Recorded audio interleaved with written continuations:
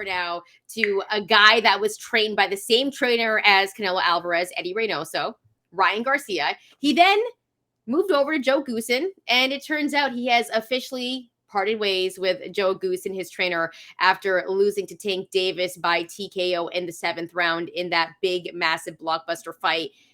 Bryan, what are your thoughts on Ryan Garcia leaving Joe Goossen? Reportedly, this is according to Mike Coppinger, but seems to be the case. There's a couple interesting things here that we won't spend too much time on because of God, we've talked so much Ryan Garcia lately because we covered the shit out of his fight with Gervonta Davis. So you could go and look that up. There's a whole Gervonta Davis Ryan Garcia playlist on our YouTube channel if you want to look back at some of that. But anyway, Ryan Garcia had the mole supposedly, telling Tank's side what's going on. He was alone in the post-fight press conference, which was a red flag for me. I don't think that's really excusable. No Oscar De La Hoya, no Joe Goossen. I don't know what the decision was there. I don't know if it was simply, hey. Apparently death threats. That's what they said. Oscar De La Hoya was saying that it was death threats. That's why he couldn't be there. Who was going to kill him? Apparently they were getting death threats. I don't know. I saw it on FightHype, okay? I saw it on FightHype. I saw the video. Oscar De La Hoya was saying that, he got death threats during the time, so they couldn't be there. But Oscar De La Hoya's right-hand man was there. I'm sure throughout the course of this, Ryan Garcia has gotten death threats from Gervonta Davis fans.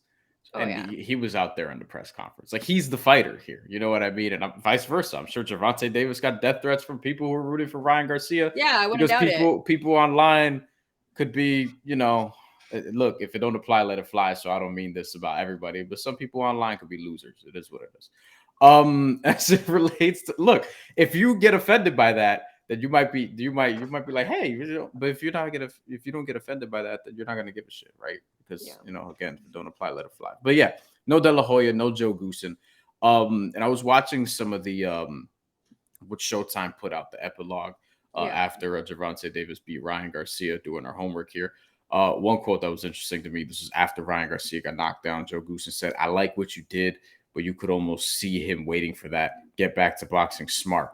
And to me, I don't know what's best for Ryan Garcia at this point, but having changed trainers a couple different times, I feel like I don't know if this is related to the mole or not being with him at the presser, whatever the case may be, but he really needs to find someone, one, that he's just on the same page with in terms of who he can be as a fighter and really as a man, because I feel like your trainer is not just somebody who's going to just train you for fights. It could just be that, but you're going to have a deep working relationship. And Ryan Garcia's probably but so many fights left. Like, you never know in boxing when this shit could end, right? He's 24. He's young. You could say he has a bright future, everything ahead of him, yada, yada, yada. We don't actually know how long these careers lasts, right? These careers last. And I think he needs to find somebody who's going to maximize him as a fighter and as a person. And the way to do that is somebody who I don't really know off the top of my head, but because relationships matter. But he's 5'10" with a 70-inch reach. And he needs to be able to use that. It can't just be speed. It can't just be power. It has to be some level of boxing, really improve his defense so that he doesn't get caught like the way he did against Gervonta Davis. But he has all the talent in the world, has the attributes, and obviously the marketing ability. Finding someone to maximize that. It's going to be a high-pressure situation for whatever trainer steps in. And I also have questions. We have a commenter who said this recently, and I want to give him credit. But he said that he thinks, and I agree with this, that Ryan Garcia might not be long for Golden Boy, period. Yeah.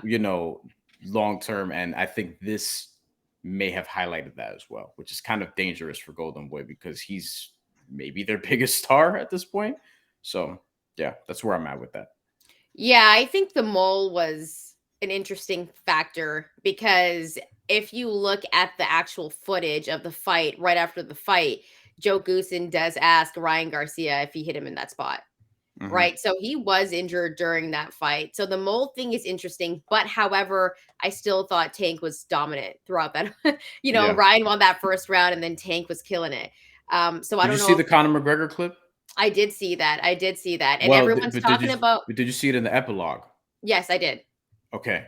So Conor McGregor, for people who don't know, he went up to Ryan Garcia after the fight. in the epilogue, it showed that Conor McGregor said he wanted to see it again. He wanted to see it again. That's what Showtime showed you. But in the raw video that was online, this was edited out of Showtime for obvious reasons. Conor McGregor said, "I want to see it again without the rehydration clause." That's what he said. Yeah. And we still that's something that we still haven't really gotten into. Not us, but like I feel like boxing as a whole, like the rehydration clause is something that like we're just kind of like, part of the game, which perhaps it is. But I do wonder if that factors into some important portion of this. Like maybe he fights better and then actually stays with Joe Goossen if there's no rehydration clause. Well, yeah, I mean, we can go back and forth on that and be Yeah. like, well, if he didn't have the rehydration clause, he would have fought better. Probably, but he signed the contract. So Agreed. Yeah. let's stop talking about it. Mario Barrios said the same thing. That he either tweeted out or posted on Instagram that he had a rehydration clause when he fought Tank Davis at one Because point. there were rumors that he didn't. Remember, they were like, "Oh, Mario Barrios." People were on Twitter saying that he didn't have one. And I'm just saying, like, I hate that. I hate that people are bringing it up because at the end of the day, Ryan saw the contract, he signed it. If he wasn't cool with it, he shouldn't have signed it. He knew that he would be drained at that weight, and he said before that he wasn't going to fight at 135 before. What's the difference at fighting at 136? Right? So I it's also don't 1 think it would have pound. made. I don't think it would have made a huge difference either. But I think it would have made a figured that's the difference. I think it would have made a difference, a big Well, difference. I don't think he wins the fight if there's no rehydration clause. I do think he probably performs better, but now I mean, that there is. we don't know though. I mean, we We don't don't, know and though we're not going to because find out because I don't think these two are ever going to fight again. I mean, they could fight at a different weight class. I think. I think if Ryan's trajectory is different, depending on what trainer he gets with, because that's what we're supposed to be talking about here. Like, I'm interested in seeing if he goes with a guy like Derek James, because everyone seems to go to him when there's problems. It's like, oh, I'm gonna go over to Derek James to be in that camp with like Spence and Charlo. And I just want to see what Ryan Garcia does next. But obviously, when you leave your trainer, there is sometimes it's not a rift. And I'm not saying there's a rift between him and Joe Goossen, but I think after this fight, Ryan probably feels a little bit differently. But I hope he gets a trainer and listens to him. Because also, when you heard in that corner, Joe was like, yo, use your right hand more. Use your right hand more. Ryan wasn't Which using his right hand we were more. calling for that as we were watching the fight. So it's like, okay, yeah, you parted ways with Joe Goossen, but I hope when you get your new trainer that you actually listen to him because you kind of weren't listening to him during the fight. You know what I'm saying? So it's interesting to see, and I actually do want to see Ryan win. I love the fact that there was so much camaraderie after the fight with him and Tank Davis.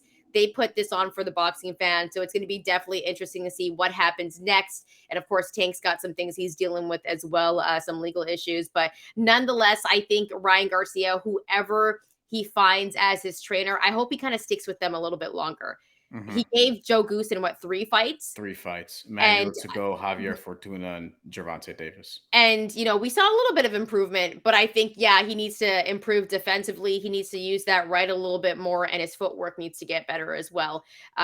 So it'll be interesting to see what Ryan Garcia does next. But if you have any thoughts on who you want to be his next trainer or who he should roll with, definitely drop some comments below and follow us at TheMandatory TKO. We're definitely going to be having some more content coming through this week for Canelo Alvarez. Stay tuned for the betting and also some UFC betting as well. Thanks so much for rocking with us, and we'll be back soon.